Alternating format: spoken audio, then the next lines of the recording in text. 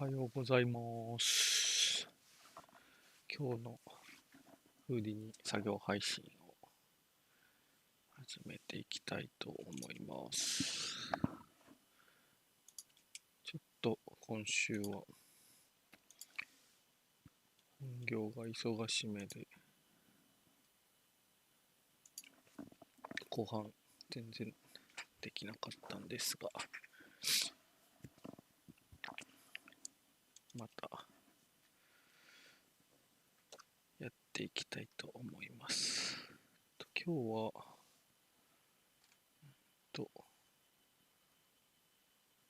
物がこう溶けるような演出があると思うんですけど、なんかあの辺があんまりちゃんと理解できていないので、ちょうどエンタグマさんでいいのがあったので、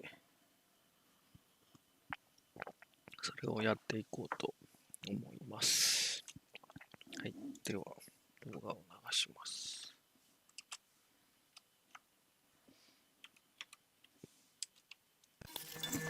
Today we'll be creating something like this, melting an object using, in this case, Houdini's FLIP simulation toolkit. And I'll be using FLIP because in this case it scales a bit better than Vellum. However, if you want to see a solution for solving these kinds of problems using Vellum, for example, if you need this simulation to work with other simulations such as soft rigid bodies, stay tuned.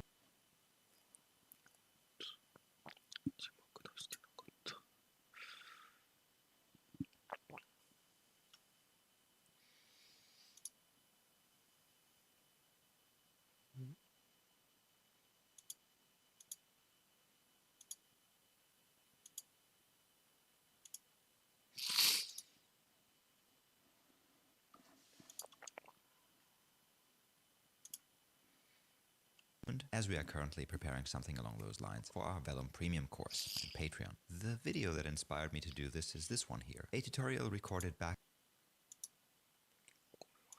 in Houdini 14 by Ben Watts, and I really like the results he's getting here, and I wanted to see where I would deviate from it, where I would update it for Houdini 19, and plainly what I'd do differently, both when setting this up in FLIP and Vellum.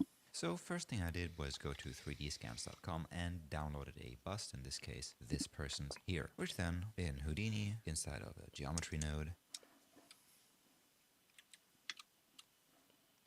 はい、ではHoudiniに変えます。バージョンは19、あれ古いぞこれ。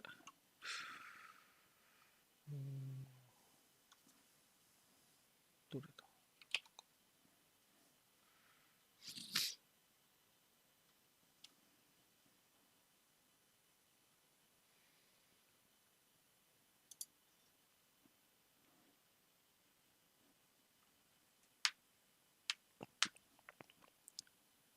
バージョンが1個古かったので最新にします。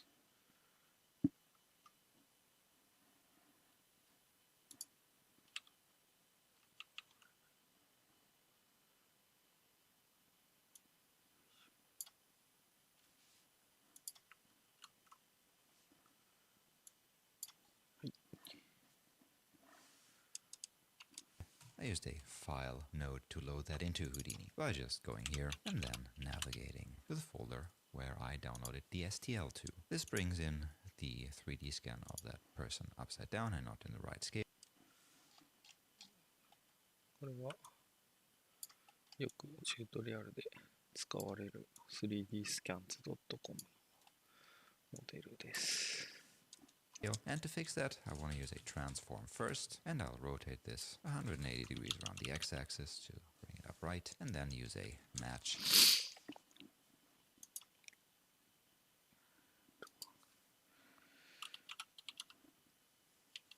Match access 使おうか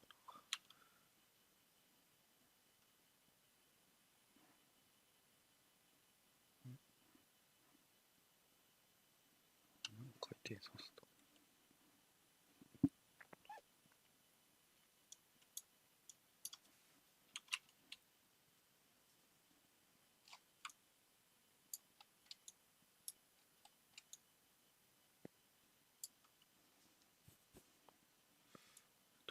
本だと。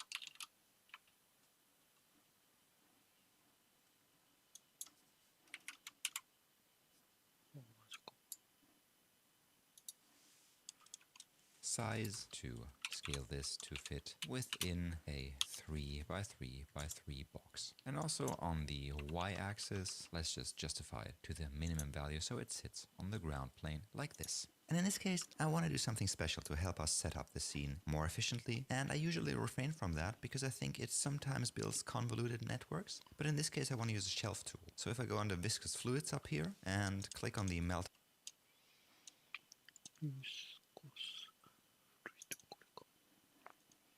object, and then click on the object I want to melt, and then press enter, Houdini automatically will build for me a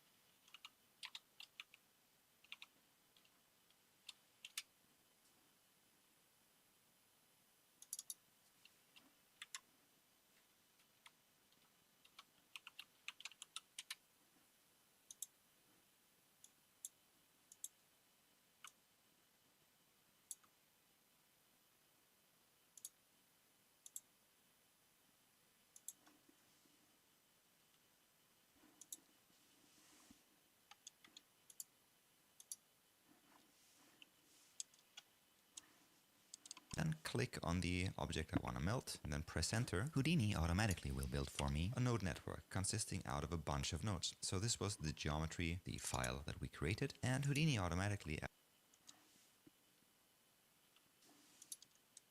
added these two nodes here. One is a DOP network, that's where our simulation lives, a FLIP sim, and one is a geo network that is used to import the results of the FLIP simulation, mesh it, and then have geometry to render. Let's not bother with this for now, but with what's happened in the DOPNet here. So first off, quite convoluted network here, so let's just fix that a bit and make it a bit more readable. So by default,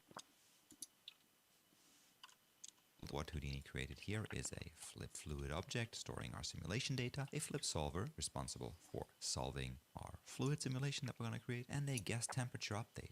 The gas temperature update is, in my opinion, a bit of a legacy node, but it is fast and it offers a convenient setup to set up a temperature that this fluid has, and it's set up in a way that it cools down over time. And this whole node network in here is set up so that the temperature, whichクーリングレートとかもあってってことね。レイアウト合わせるか。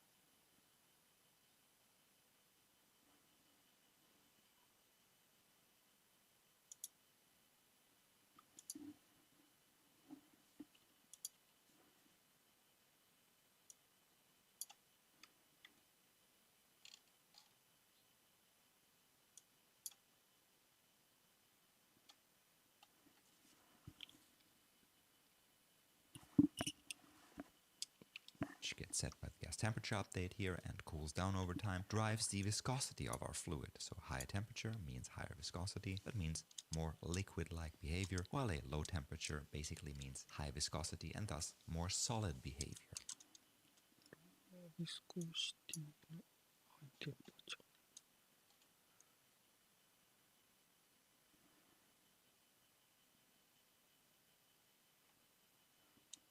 What's missing in here is a ground plane, so if I hit play here, just my points fall down and don't interact with anything. So let's first take care of adding a ground plane by dragging down all those nodes below the merge and adding, well, a ground plane node. Wire it in here into the merge, and let's make sure it's in the first position here. So if I hit play now, I can see my bus just flowing and then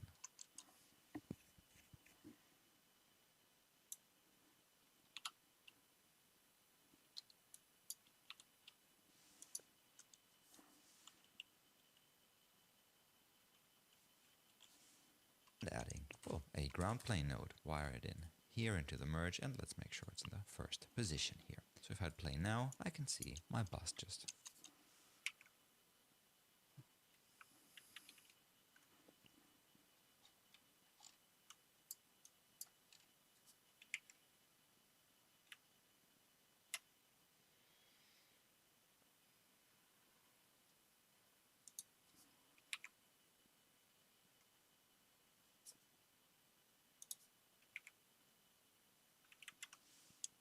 flowing and then cooling. And in this case, this behavior is quite uninteresting. So I want to set up a few things here. And to set those things up, I'm going to go back to where my original geometry lives, in here. And let me just switch our display to hide the other objects. So we're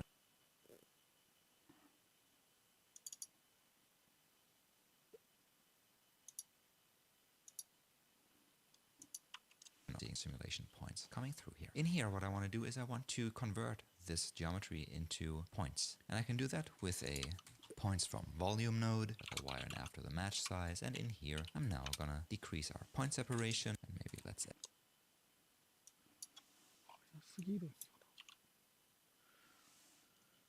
add a null to this. So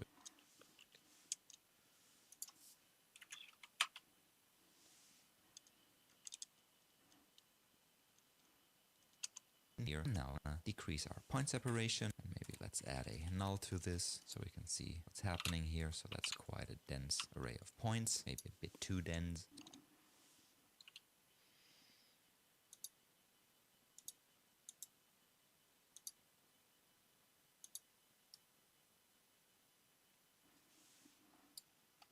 So let's set the point distance to a distance of 0.04. And instead of having this in a grid-like pattern as such here, let's just switch this over to be of a tetrahedral configuration, so the point positions alternate in a regular pattern from slice to slice. Alright, let's use this point cloud here to set up a simulation of a temperature originating at this beard here and then wandering through the whole bust here. Let's do that by using a pyro source spread, and before that we need to initialize a few points where we want our temperature to start wandering from. So in this case, a few points at the beard down here, using a group node which goes in before the pyro source spread. And in here I want to set this to be points. Let's call this group maybe start, uncheck the base group.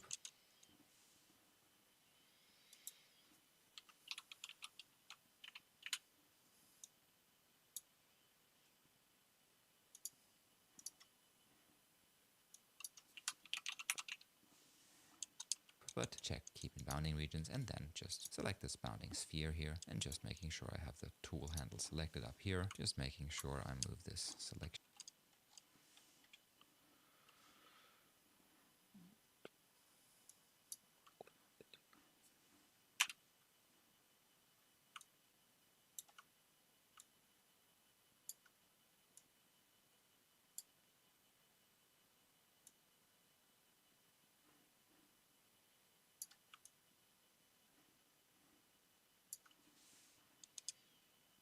Area and rescale it. So I just select a bunch of points at the tip of this guy's beard, maybe like so. Then after I selected those few points here, let's use an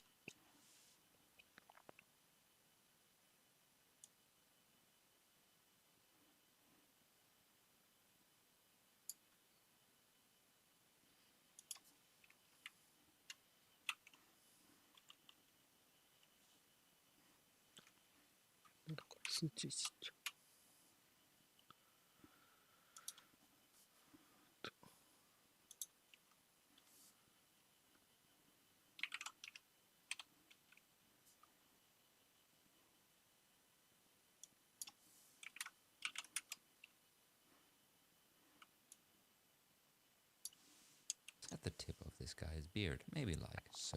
Then after I selected those few points here, let's use an attribute create to create a temperature attribute on those few points.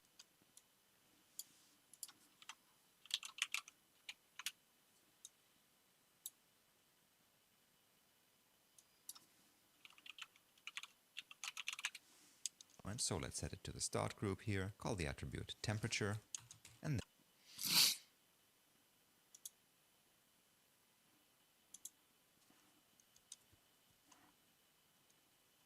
set a value. Well, let's go with the high one for now, to 1000. So now in our pyro source spread here, let's visualize the temperature first. And you can see already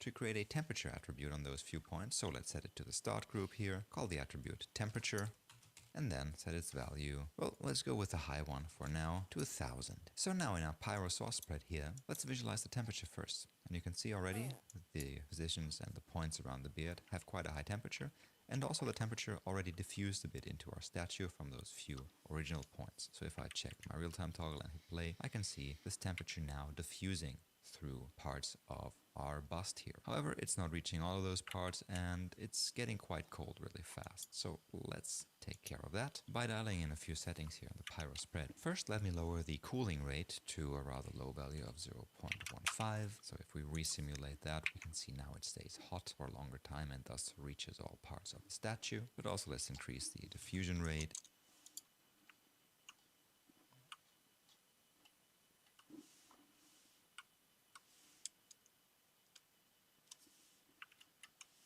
And lower the maximum neighbors to search through, so we're not getting as many points per simulation step that this spreads through, but keeping the diffusion rate high, still giving this diffusion a good bit of speed when it goes through this statue here like that. Let's reset that. Next on the fuel, I want to set the injection rate to 0, so we are not pumping fuel into this quote-unquote burning statue. So if we set that to 0, we can see now our fire, so to speak, dies pretty quickly because there's not enough fuel in here because we're not constantly pumping fuel in there. So let's set the initial fuel to maybe an amount of 30. So once this fuel is all burned, the fire dies down and can cool down actually. So when we let this run here now, we can see that after a while all the fuel is burned and the fire cools down again. However, in this case, the burn still lasts a bit too long for my taste, so let's dial back on the initial fuel. Or maybe in the combustion tab here, increase the burn rate so our fire consumes more fuel. Also in here, let's decrease the temperature output so this fire doesn't get too hot. And then in our temperature change tab, under the diffusion rate noise, so this fire doesn't get too hot. And then in our temperature change tab, under the diffusion rate noise down here, you can see that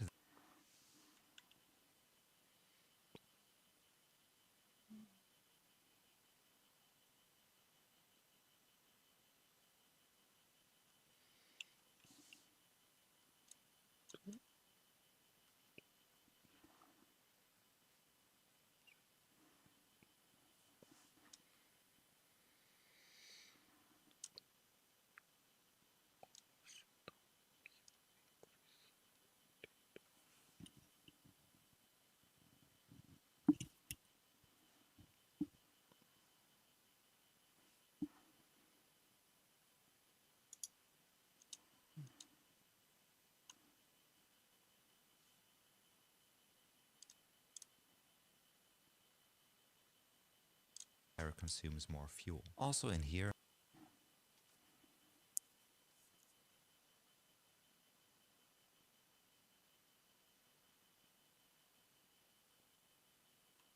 decrease the temperature output so this fire doesn't get too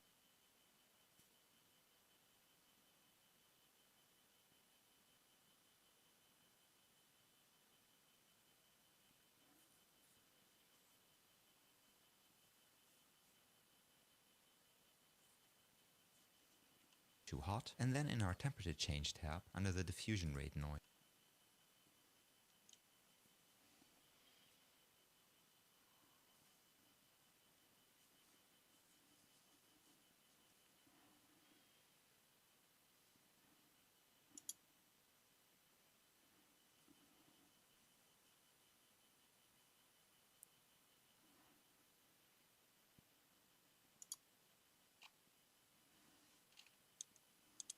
down here, you can see that this is wandering somewhat in a noise pattern through my statue here. And we can drive the speed of those areas, how fast they progress, how fast they diffuse through the statue, or how slowly, by dialing in this noise here and dialing in this ramp here.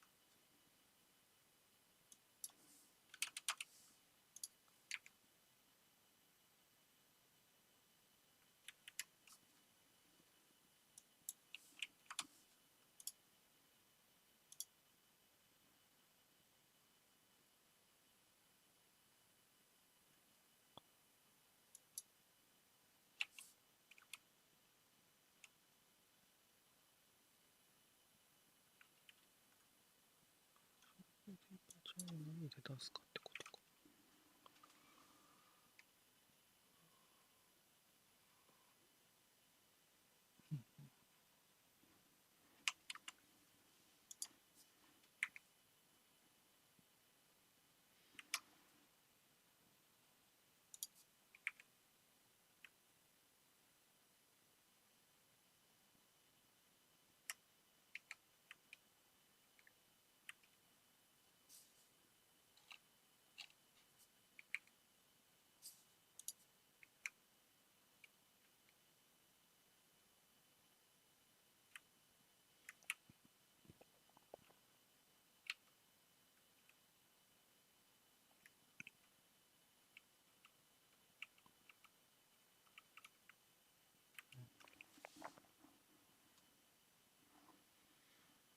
And to make sure that this temperature here spreads through all of the parts of the statue in a fast way, or at least there are no parts of the statue blocking this, let's just take this one here, this end of our ramp, driving our lowest noise value, and not setting it to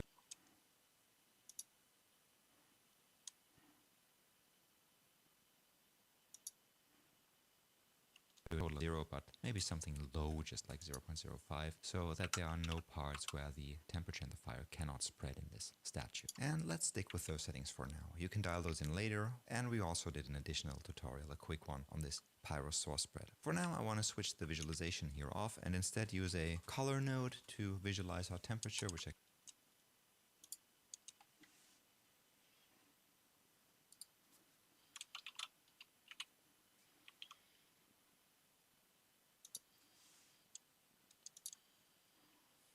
can do by setting this up to ramp from an attribute, then selecting our temperature attribute down here, and maybe setting this ramp here to, I don't know, the infrared one, which I really like. So you can see we have a really big area here that's red, so that is of highest color. That is because now we are only visualizing colors between 0 and 1. However, if we increase this upper bound, we can see that our colors actually reach around 4, 4.5.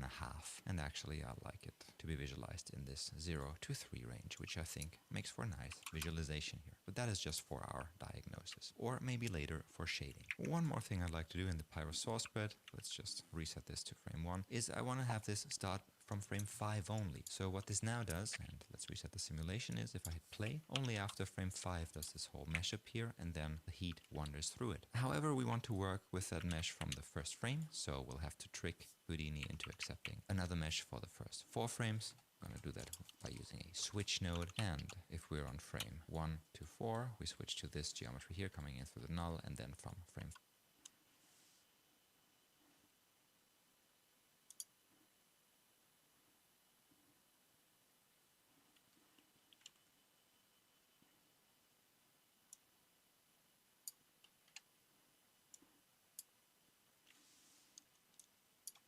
we're we're on frame 1 to 4. We switch to this geometry here, coming in through the null, and then from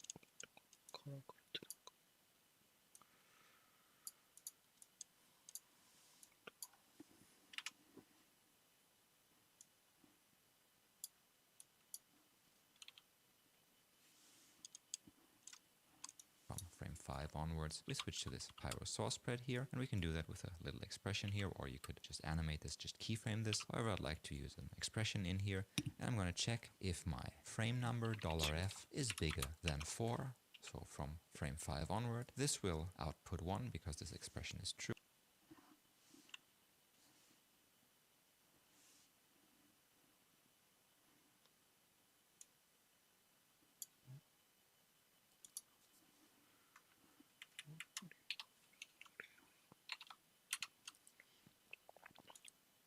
フレーム目でこっちに切り替わるんだよ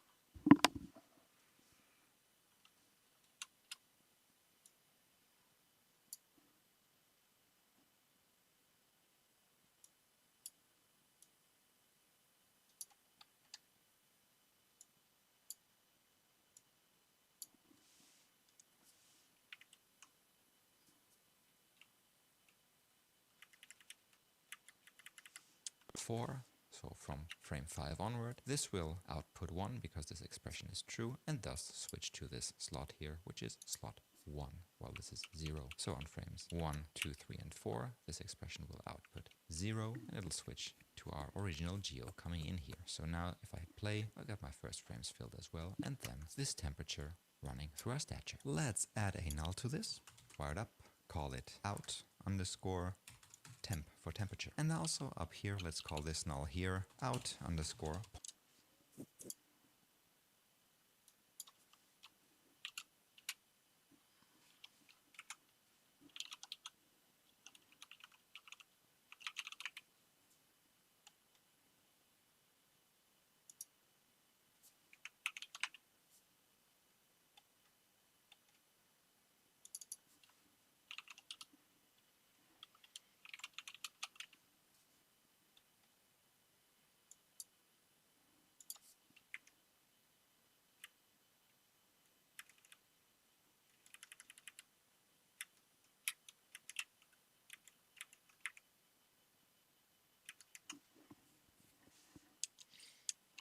Points. So now what I want to do is head over to our simulation here, to our auto.net, and in here point our flip fluid object under the initial data tab here, not towards my whole SOP that I've got in here, so not to geo1, but to this out underscore points here. So under auto.network, I'll just select geo1 out points here, and I want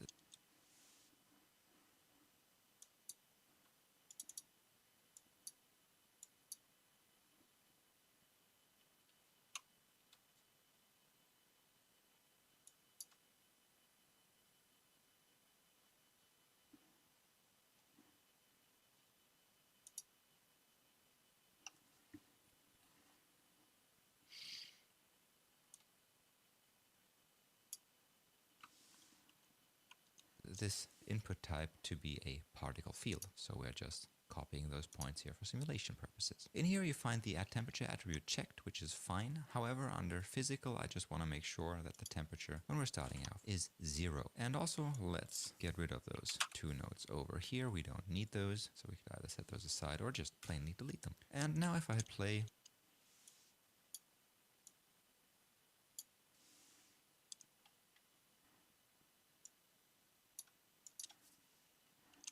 not much happens, bit of viscosity in here, so this is just becoming a liquid and just flowing. Right, let's reset this, and again in our flip fluid object, go to the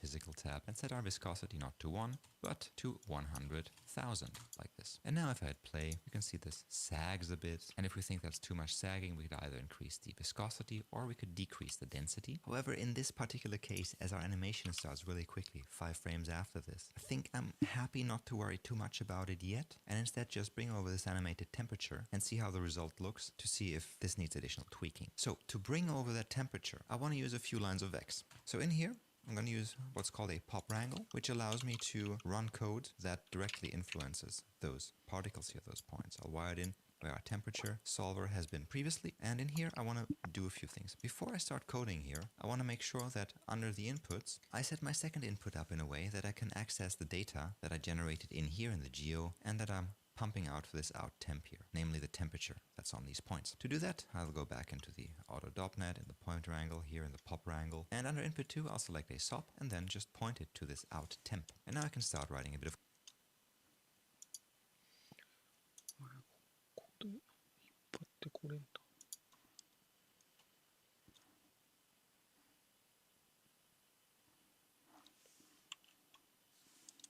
and under input 2, I'll select a SOP and then just point it to this out temp.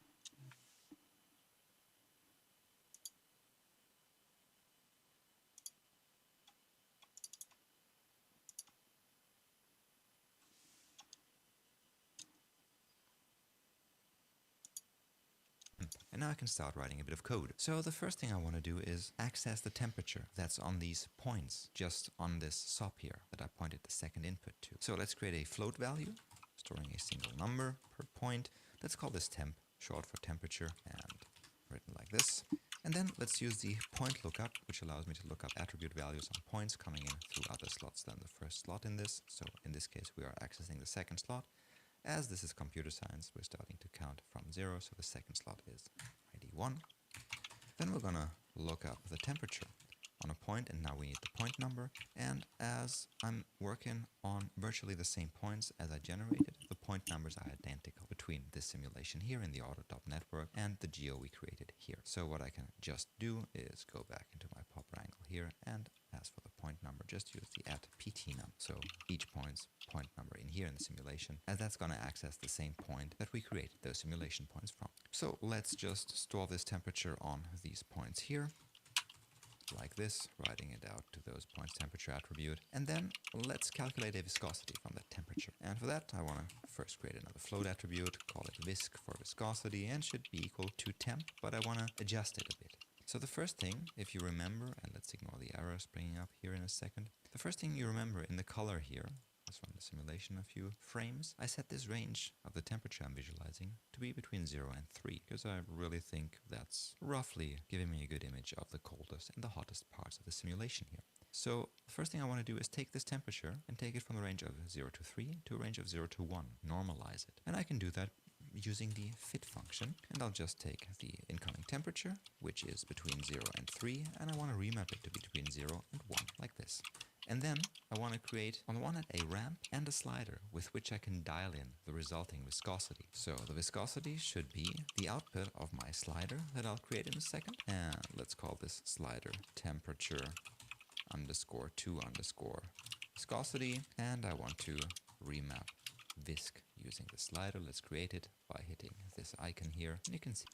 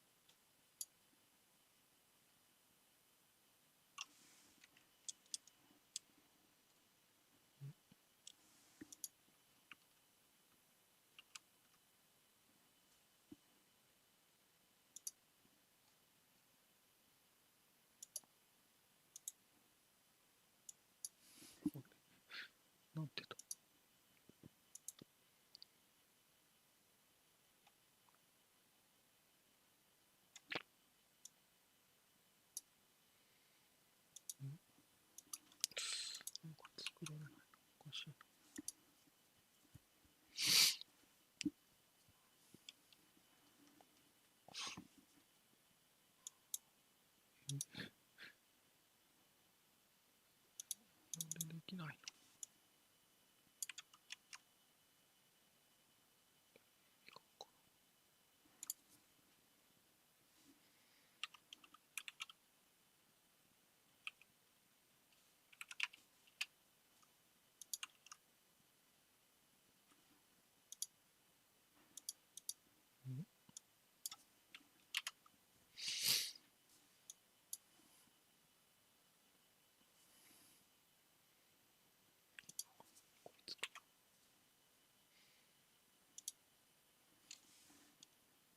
？See, I now created this temperature ramp. But also, this will output only values between 0 and 1 typically. So what I want to do after I remap the value with this, let's just simply add another float slider in here, which we call viscosity amp or viscosity strength, like so. Create that as well.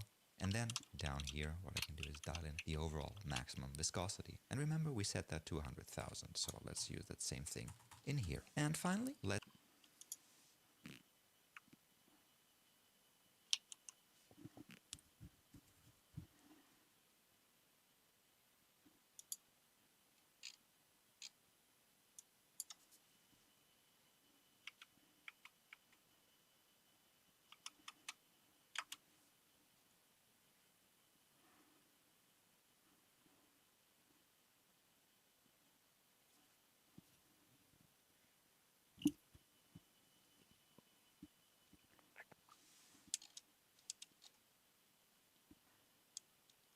write out the viscosity to our points viscosity attribute by writing this as a float value, which we're going to call viscosity, and it's equal to the value in visc that we just remapped. Okay, if I just plainly reset this and hit play on here, that isn't going well, because now the hottest part in this simulation are the most viscous, the hard parts.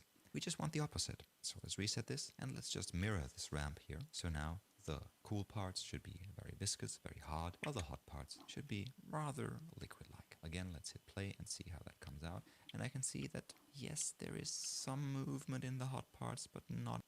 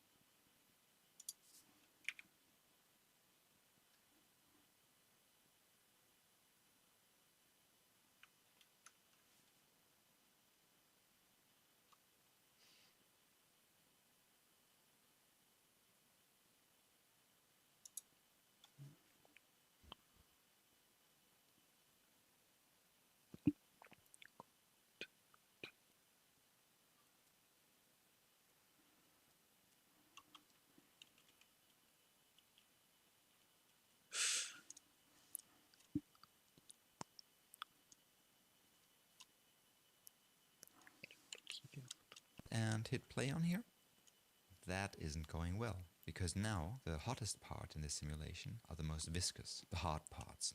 We just want the opposite. So let's reset this and let's just mirror this ramp here. So now the cool parts should be very viscous, very hard, while the hot parts should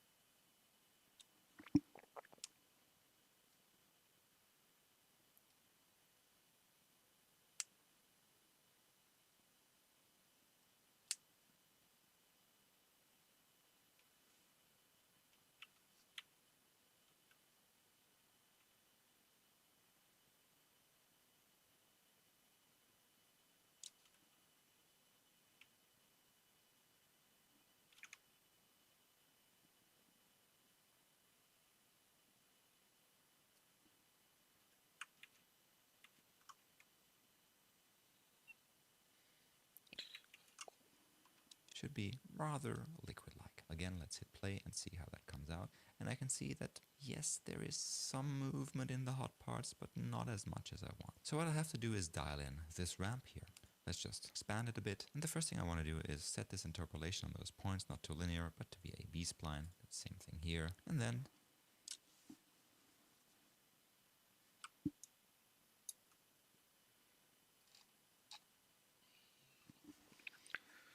待って。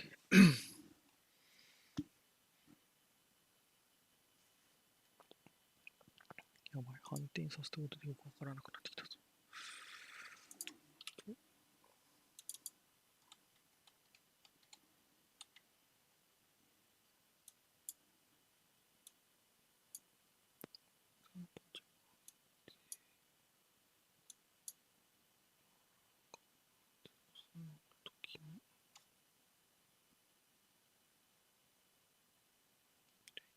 0から3でしょ。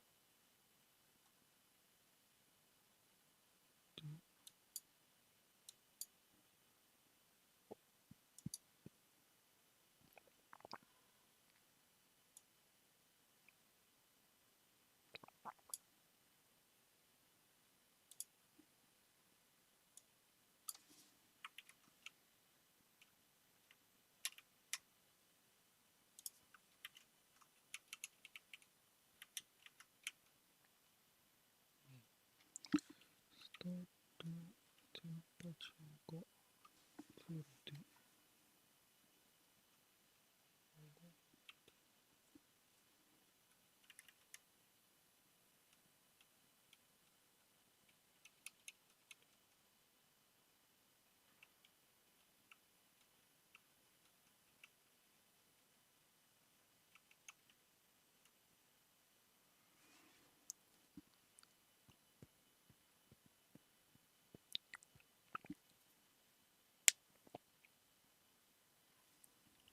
ビスコシティが高いと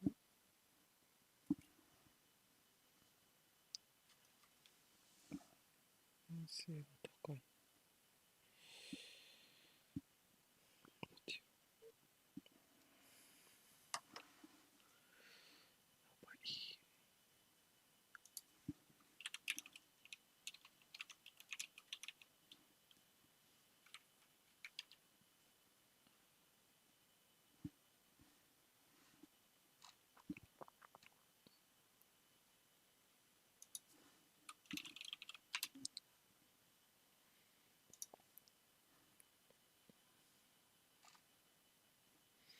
値がどっちがどっちか分からなくなってきた。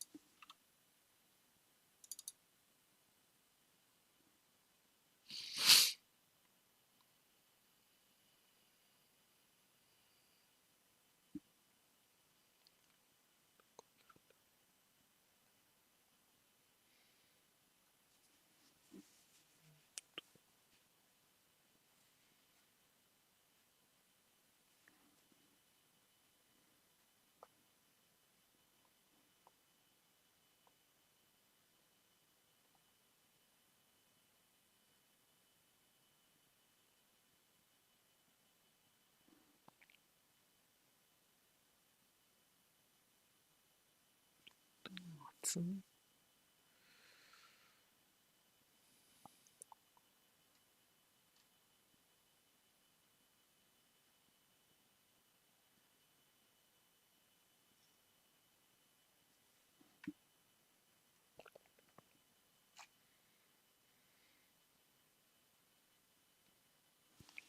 ピンとこないな。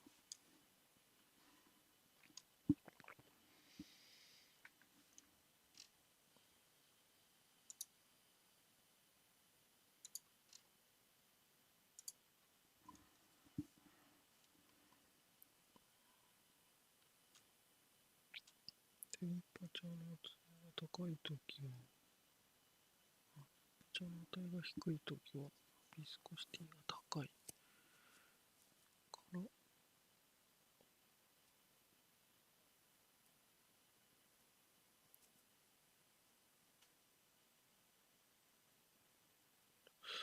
徐々に流体になっていくから、ビスコシティの値は下がるってことなのか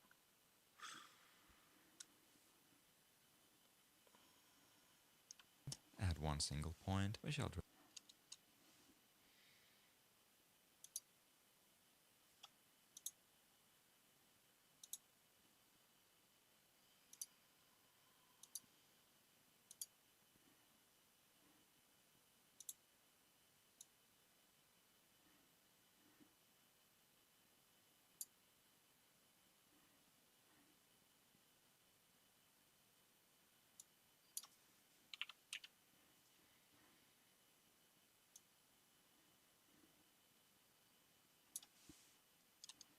drag all the way over here to a position of 0.02, and it has a value of 0, so I get this steeply declining curve here, making sure that as soon as there's some temperature in here in my points, the viscosity drops quite drastically in the beginning. So again, let's resimulate this.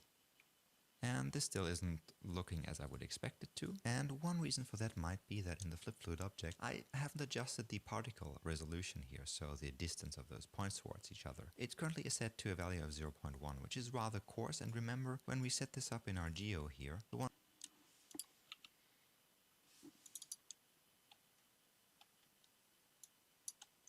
thing in the points from volume we did is we decreased the point separation. So let's copy this one here, copy parameter, and go back into our auto.network here in the flip fluid object, and in here let's paste it as a relative reference. So now we've got a smaller particle separation, a higher resolution in our simulation, and maybe that's resulting in something that looks a bit more expected.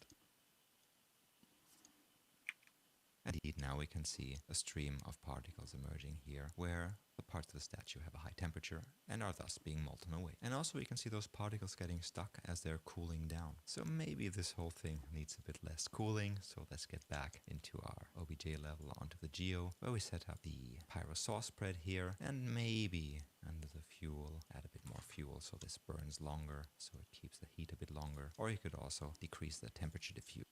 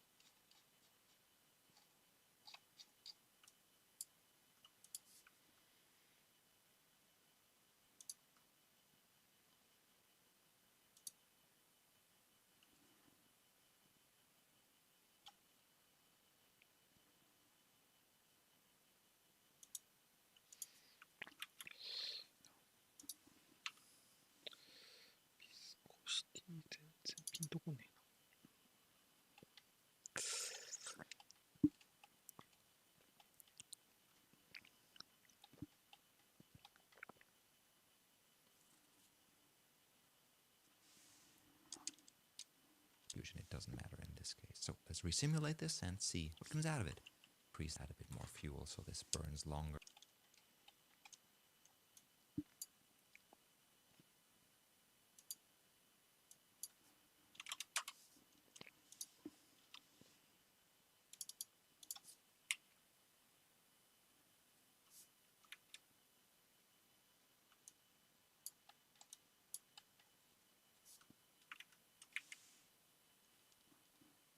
So it keeps the heat a bit longer, or you could also decrease the temperature diffusion, it doesn't matter in this case. So let's resimulate this and see what comes out of it.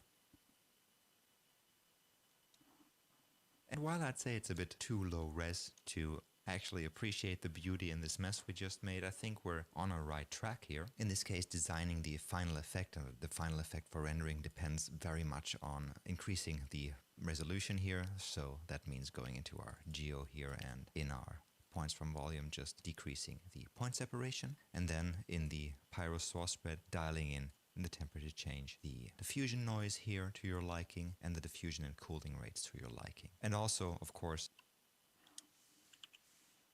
diffusion noise here to your liking,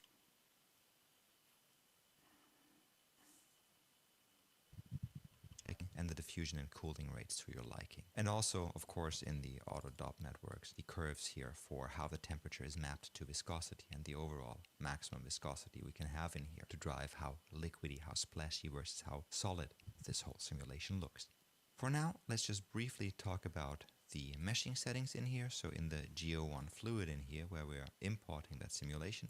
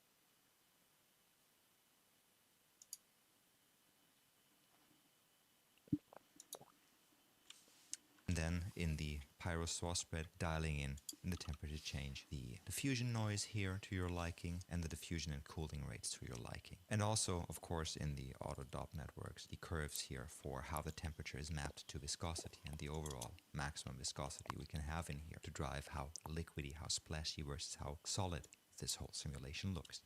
For now, let's just briefly talk about the meshing settings in here. So in the Geo1 fluid in here, where we're importing that simulation, we can see a bunch of nodes. For our case, we can pretty much, as long as we are not depending on UVs, ignore this bunch of nodes here. So let's either bypass them or delete them.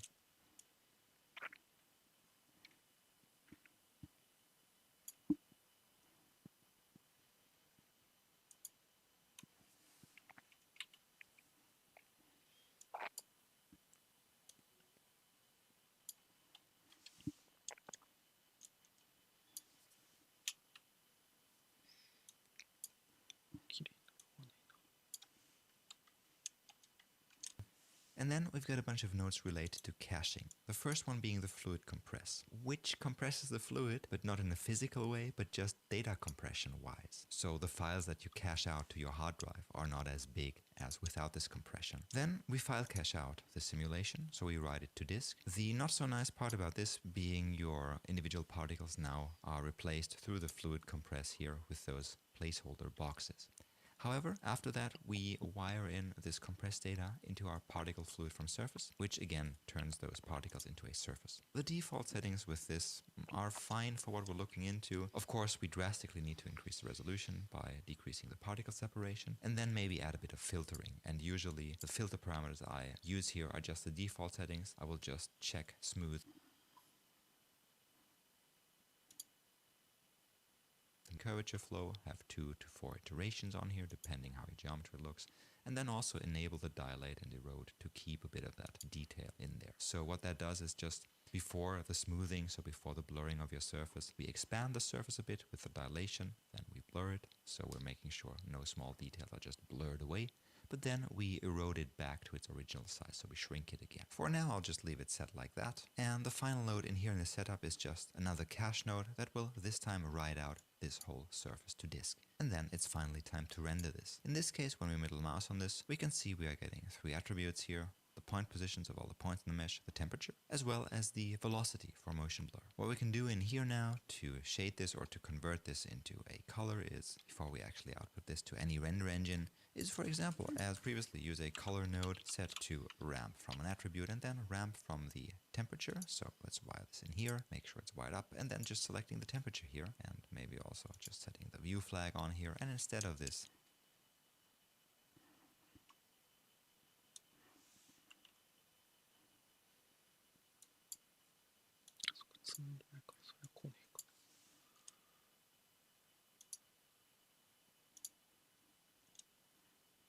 and then just selecting the temperature here, and maybe also just setting the view flag on here. And instead of this black and white ramp, let's maybe set it to Inferno, and then hit play. And you can see all that meshing and reading in of data takes a bit of time, but then you can see that now not only do I have the meshed surface of my simulation, but also the color driven by the temperature in here. And that's what you can then access in your render engine of choices, Material Builder and Shader Builder. Also, for this setup, we don't need these auxiliary nodes. Let's just get rid of them as well. So we have a rather simple geo tree here, importing your points from the simulation.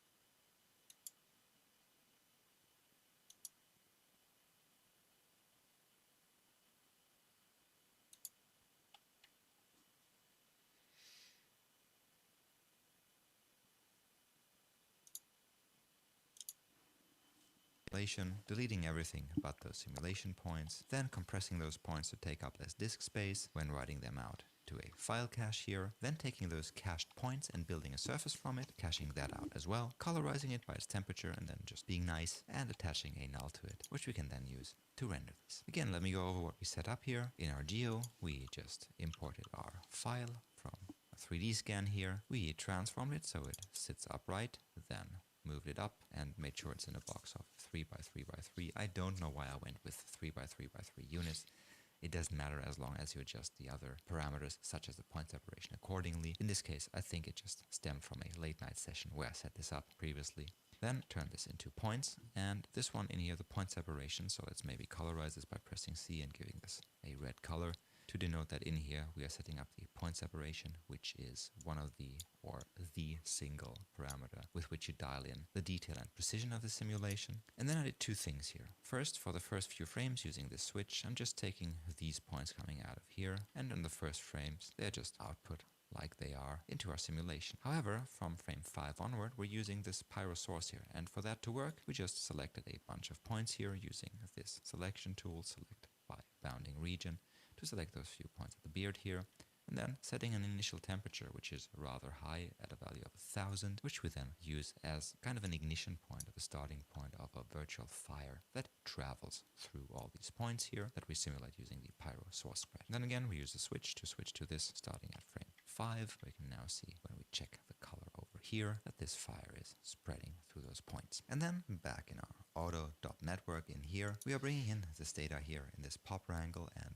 remapping it a bit. So these operations down here with reshaping your values with a curve and maybe an amplitude. In SOPs, I would typically do it using an attribute remap. However, here in DOPS, there is no such convenient node, so I'll have to write up a bit of VEX code here, which is those 5 lines, and I apply this onto my simulation points, which I got in here by setting up the FLIP fluid object under initial data. So we are importing a particle field from those points we generated. Added a ground plane, and the FLIP solver with a bit of gravity takes care of the rest. So that's the setup. Really easy, really straightforward. Am I looking forward to using FLIP? Not particularly, I must admit. Although it's very powerful and decently fast, although it doesn't look like it. But if you increase the point count in here by, again, decreasing the point distance in the points from volume, this won't get as terribly slow as you'd expect it to be. For example, vellum fluids performs way worse when it comes to huge point counts. However, to get FLIP to interact with other solvers, with other frameworks, can be a bit of a hassle. So if you're looking more into an integrated workflow and don't have huge point counts, a vellum fluid solution might be the way to go. And again, keep an eye on our premium content on Patreon or on intagma.com, where I think we'll cover a vellum version of this. For now, all that's left to say is happy rendering, happy simulation. Again, try increasing the resolution of this and maybe running this overnight on your machine. And if you want to learn more about some of those topics we talked here, we mentioned here, get access to premium courses, consider becoming a patron of ours. And to everyone already supporting us, thanks so much, folks. It's through your help that we are able to run Intagma this way we do. And a very special thank you goes out to Important Looking Pirates, Jellyfish Pictures, Electric Theater, Random 42, Rodeo Effects, Side Effects, Illusion, and Rific Anadol Studios. Thank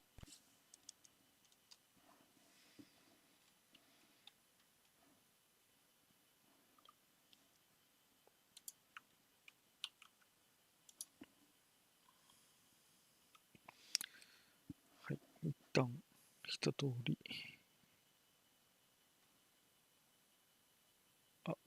見てくれてる人が Hello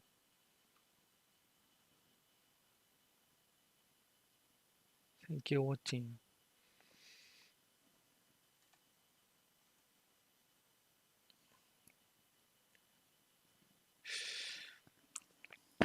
コメントが全然気づけねえな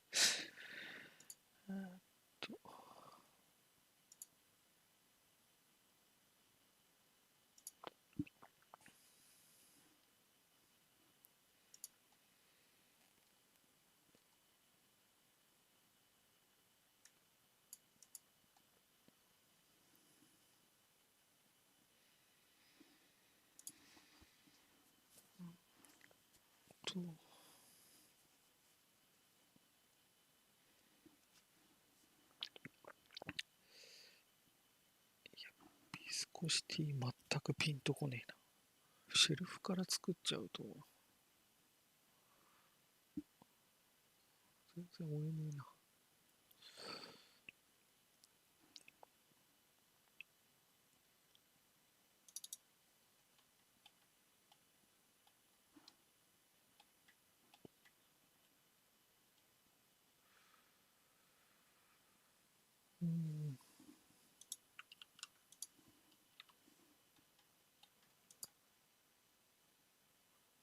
作っちゃうとあれか。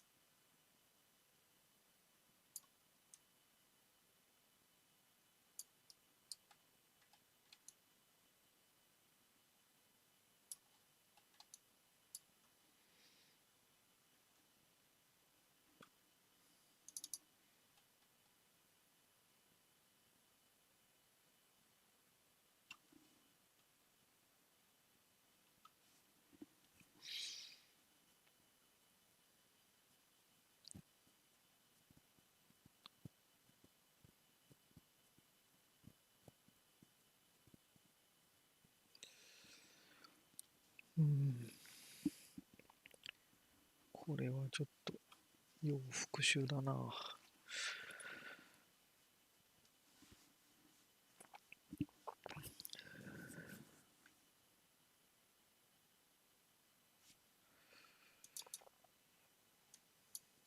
ビスコシティとテンパチャーの関係がいまいちピンとこねえんだ。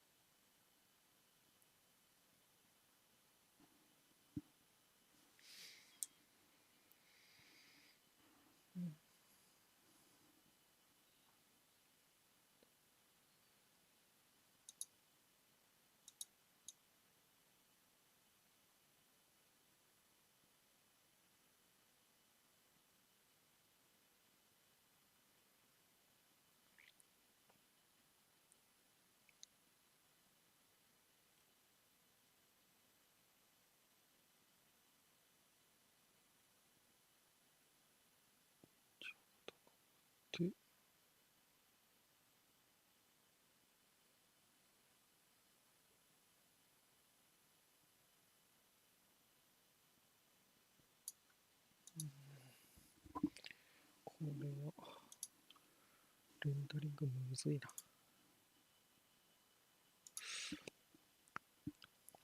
はい。で、ちょっとこれはレンダリング苦戦しそうな感じがするので、一旦ここで今日の配信は終わります。ありがとうございました。